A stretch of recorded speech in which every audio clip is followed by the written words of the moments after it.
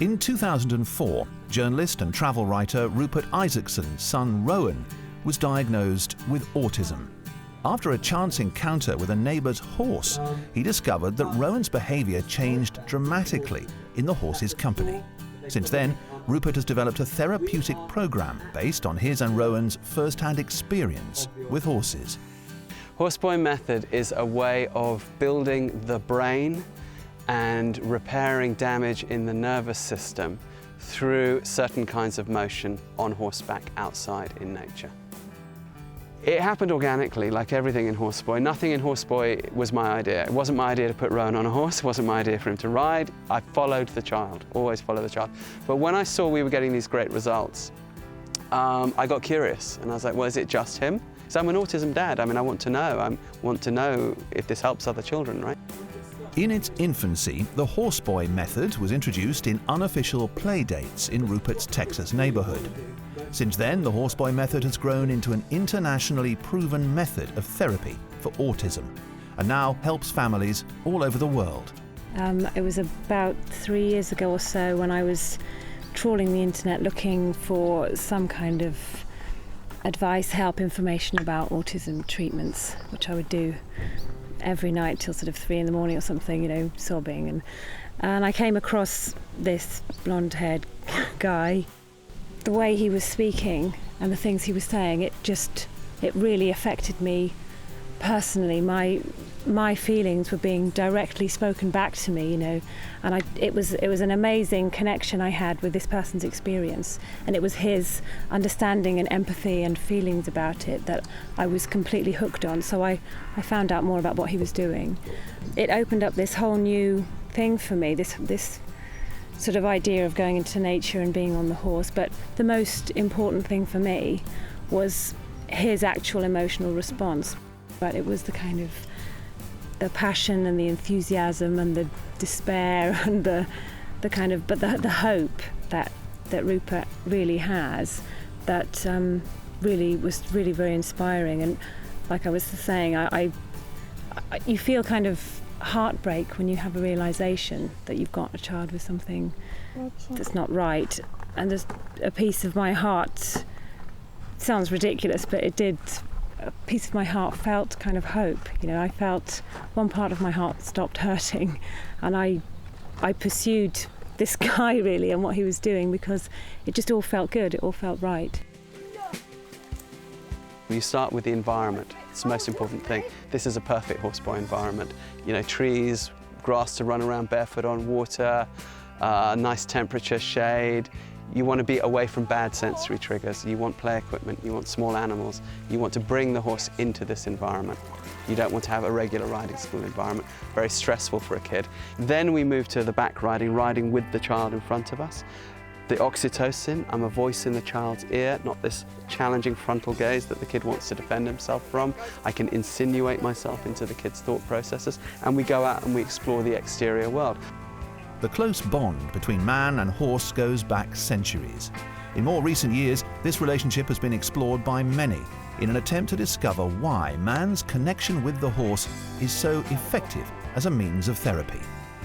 With autism, what's going on when you ride with the kid is you create these rhythms. You don't lead the horse because you pull the horse onto his forehand. He can't move rhythmically. If you can ride the horse in a rhythm like this, it rocks the hips. When your hips get rocked in rhythm like that, it causes your body to produce a feel-good hormone. That feel-good hormone is called oxytocin.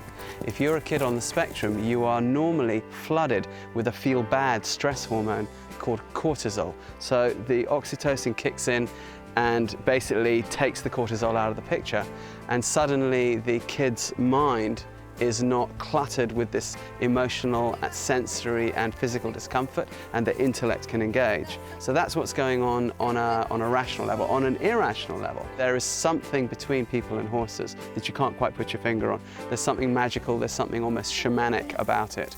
And this relationship between man and horse has been here for centuries, thousands of years, millennia in fact. So you put those two things together and suddenly you have these kids who are locked inside themselves, which is what autism means, Auto, Greek word, the self. Autism, locked within the self, selfism. Difficulty is the relationship with the exterior world. The horse carries us into the exterior world effortlessly, delightfully, flooding us with this feel-good hormone, and our brains are in this ideal position to receive, but much, much more importantly, to retain information. The Horseboy Method doesn't just concentrate on the individual. A large part of its ethos and success is how it encompasses and benefits the whole family. We always serve the whole family, you have to. It's special needs fractures families. So the first person you actually want to target is the mother, because she's completely, flattened by the whole thing. And we can give her a lot of the same benefits that the kid gets. And we can also show the child, therefore it's safe up there because mum's up there. A lot of the time, as a parent of an autistic child or children, you're so stressed yourself that it's hard to see what's going on with your child kind of properly. You don't have a very clear sort of view of things. So the biggest reaction to sort of coming to a place like this, we'll go in a minute, Jose, is how it feels for me. And if I'm feeling better, it's going to be better for them anyway. But I think they obviously enjoy having different places to come, and they talk about it and they identify with the different places we go to. So it's definitely sort of widening their social sort of experiences, Definitely they know more people, which before it was just me and them, they didn't have any other contact with people. And also it's the thing about empowering parents, so that it's not like you come up for this once a week Horseboy session. You're constantly doing Horseboy at home.